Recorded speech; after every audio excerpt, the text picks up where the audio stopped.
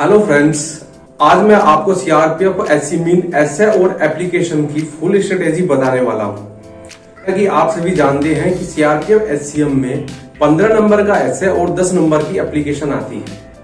आपकी जानकारी के लिए बता देना चाहूंगा कि आप सीआरपीएफ एससी मीन एग्जाम में एसए और एप्लीकेशन अपनी सुविधा अनुसार हिंदी और अंग्रेजी किसी एक भाषा में लिख सकते हैं, जिस भाषा में भी आप कंफर्टेबल फील करते हो। साथ ही आपको बताना चाहूंगा कि एग्जाम हॉल में आपको एक ऑप्शन भी मिल जाता है जिसमें कि आप type of descriptive exam Hindi और इंग्लिश में किसी एक पर गोला भरना होगा।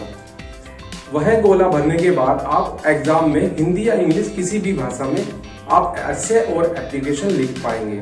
साथ ही एसे और एप्लीकेशन लिखने के लिए एग्जाम हॉल में आपके पास आधा घंटा होता है, जिसे आप इस वीडियो में बताई हुई स्ट्रेटेजी और बेसिक्स के साथ आसानी से लिख पाएंगे। यदि आप चैनल पर नए हैं और सीआरपीएफ एससी मीन या अदर पैरामिलिट्री फोर्स में ज्वाइन करना चाहते हैं तो नीचे रेड कलर सब्सक्राइब बटन पर क्लिक कर चैनल को सब्सक्राइब कर ले, क्योंकि मैं यहाँ इस तरह से संबंधित जानकारियां लाता रहता हूँ। और बेल आइकॉन को प्रेस करना ना भूलें, क्योंकि उससे संबंधित जानकारी आप तक जल्दी पहुंच सकेगी। तो चलिए दोस्तों, एग्जाम हॉल में आपको 200 नंबर का ऑब्जेक्टिव टाइप क्वेश्चन पेपर आपको मिलता है, जिसको आपको 2 घंटे में करना होता है। साथ ही आपको आधे घंटे का एसे और एप्लीकेशन का एक डिस्क्रिप्टिव पेपर भी दे दिया जाता है, इसको आपको आधे घंटे में ही करना होता है, जिसमें आपको 2 क्वेश्चन मिलते हैं।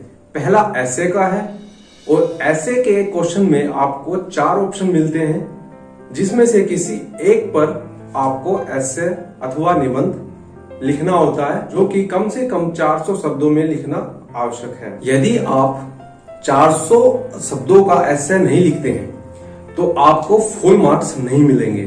तो आपको पेज के दोनों साइड में कोई एक पेज लीजिएगा और दोनों साइड का पेपर आपको फिल कर देना है, ऐसे लिखना है, तो वो 400 शब्द आपके हो जाएंगे। दूसरा क्वेश्चन आपका एप्लीकेशन का आता है, जिसमें 3 ऑप्शन होते हैं और किसी एक पर आपको एप्लीकेशन लिखना है। इस वीडियो में आगे मैं आपको टॉपिक्स भी बताऊंगा और स्ट्रेटेजी भी बताने वाला हूं।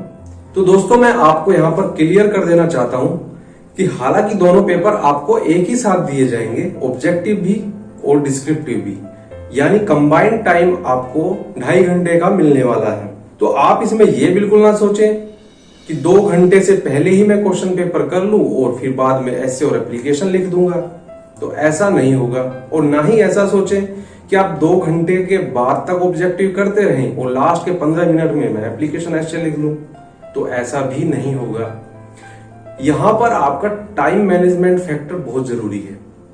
तो जो टाइम मैनेजमेंट डिपार्टमेंट द्वारा दिया गया है कि 2 घंटे में एग्जाम पेपर ऑब्जेक्टिव टाइप आपको करना है, तो आप उसमें ज्यादा से ज्यादा का मार्जिन 5 मिनट का रखिए। या तो 5 मिनट पहले खत्म कीजिए या 5 मिनट के बाद में खत्म कीजिए, या फिर एप्लीकेशन और ऐसे के लिए 25 मिनट दीजिए या 35 मिनट तक दीजिए। अपने हिसाब से 5 मिनट तक का लेकर चलिए। दोस्तों, मुझे डिस्क्रिप्टिव एग्जाम में 22 मार्क्स मिले थे, तो अब मैं आपको उन टॉपिक्स के बारे में बताऊंगा जो एसे और एप्लीकेशन में आपसे एग्जाम में पूछे जाने वाले। पहले निबंध में एक ऑप्शन में आपको महंगाई, सामाजिक जागरूकता, भारत सरकार की किसी योजना, करंट सिचुएशन को लेकर, स्वच्छ भारत मिशन, डिजिटल इंडिया, नवीनतम ऊर्जा स्रोत के विषय में निबंध पूछा जा सकता है। वहीं दूसरे ऑप्शन में आपसे आतंकवाद, जनसंख्या वृद्धि, महिला सशक्तिकरण, ज्ञान, एक खोज, कंप्यूटर आदि से संबंधित निबंध पूछा जा सकता है, जिसे आपको 400 शब्दों में व्याख्यात करना होगा। जिसकी तैयारी के लिए आपको कुछ करने की जरूरत नहीं खास। मुझे विश्वास है कि आप डेली बेसिस पर न्यूज़पेपर रीडिंग हैबिट से एक अच्छा निबंध लिख लोगे। निबंध को शुरुआत में लिखने के लिए आपको उसके बारे में जो भी नॉलेज हो, सबसे पहले वही लिखें। आप हेडिंग लिखने की बजाय पैराग्राफ्स में अपना निबंध लिखें। स्पेशली पैराग्राफ की शुरुआत इस तरह से करना चाहिए कि जैसे पढ़ने वाले को लगे इसके बारे में ये फैक्ट्स आप अपने मुताबिक सही पेश कर रहे हैं। इसलिए लास्ट में जब आप लास्ट करें तो आपके विचारों में उस पर्टिकुलर सब्जेक्ट के लिए एक क्लैरिटी होनी चाहिए, चाहे वो क्लैरिटी किसी भी तरह की है, मगर स्पष्ट होनी चाहिए, क्लियर होनी चाहिए, और एक कंक्लूजन पे आपको लास्ट के पैराग्राफ में आपको पहुंचना है। जैसा कि मैंने एग्जाम हॉल में आतंकवाद का टॉपिक चुना था और उस पर ऐसे लिखा था और मुझे 15 में से 13 मार्क्स मिले थे, और इसी स्ट्रेटेजी के साथ मैंने ऐसे लिखा। लास्ट में मैंने आतंकवाद पे किए जा रहे भारत सरकार के प्रयास, G20 सम्मेलन, शिखर सम्मेलन, ब्रिक्स सम्मेलन उस समय हुए थे, उन सब के स्तर पर किस तरह की वार्तालाप हुई उसके बारे में मैंने जिक्र किया था। शुरुआत में आतंकवाद को लेकर सामाजिक असुरक्षा है उसका विषय उठाया था, उसके बारे में लिखा था कि आतंकवाद भारत में ही नहीं पूरे विश्व में जड़ पकड़ के बैठा हुआ है। ऑफिशियली जो चेक किया हुआ ऐसे है किसी का है तो वो अभी मैं आपको कम्युनिटी टैब पर पोस्ट कर दूंगा। आप तैयारी कीजिए, ज्यादा पैनिक होने की जरूरत नहीं कि आपको नहीं आता है। महीने में एक ही ऐसे लिखें या 2 लिख लें, इससे ज्यादा आपको लिखने की जरूरत नहीं है। ये कोई IAS या PCS का एग्जाम नहीं कि आपको बहुत ही बेहतरीन ऐसे लिखना है। जो बेसिक्स मैं बता चुका हूं इन्हीं बेसिक्स पे आप लिख दीजिएगा, यकीन मानिए 15 में से 12 या 13 मार्क्स आपके कंफर्म आ जाएंगे। तो चलिए आगे दूसरे टॉपिक की तरफ, जो एप्लीकेशन होता है वो कैसे लिखना है उसके बारे में आपको बताता हूँ। कोई भी एप्लीकेशन आपको निबंध लिखने से ज्यादा आसान लगनी चाहिए। मेनली एप्लीकेशन 3 फैक्टर पर काम करती है जिसके लिए हमें कोई स्पेशल तैयारी की जरूरत नहीं है। फैक्ट नंबर 1 कि हमेशा क्वेश्चन में आपसे एक रीजन पर एप्लीकेशन लिखने के लिए बोला जाता है और वो रीजन आपके पास क्वेश्चन में होता है। फैक्ट नंबर 2 आपको उस रीजन से संबंधित किसी भी कार्य के लिए, अनुरोध के लिए को एप्लीकेशन लिखना है, वह भी आपको क्वेश्चन में मिल जाता है।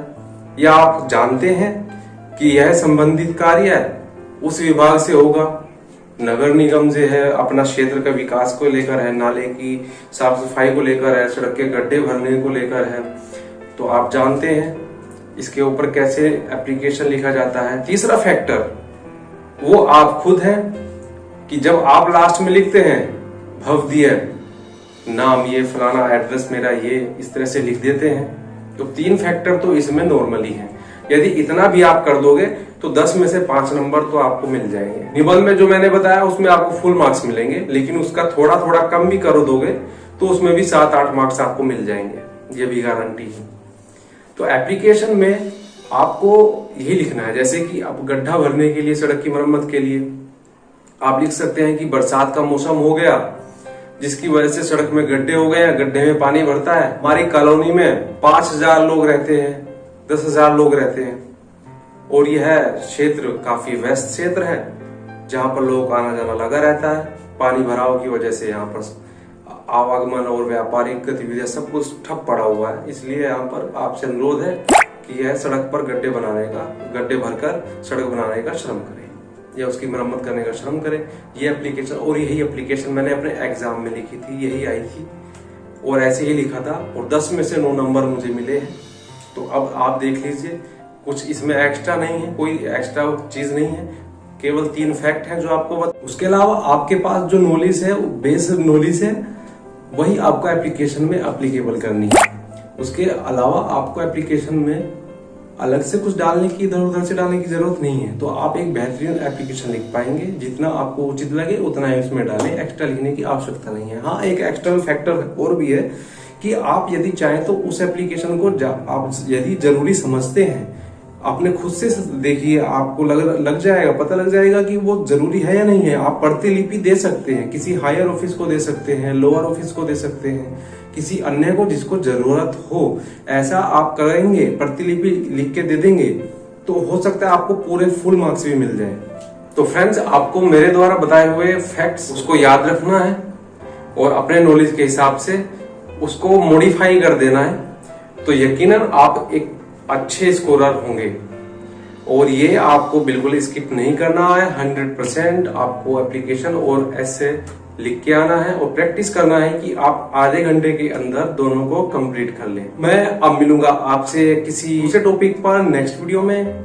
मुझे दीजिएगा इजाजत, आप तैयारी कीजिए और अपना कार्य करते रहिए। हिंद, जय Bharat, have a good time, thank you.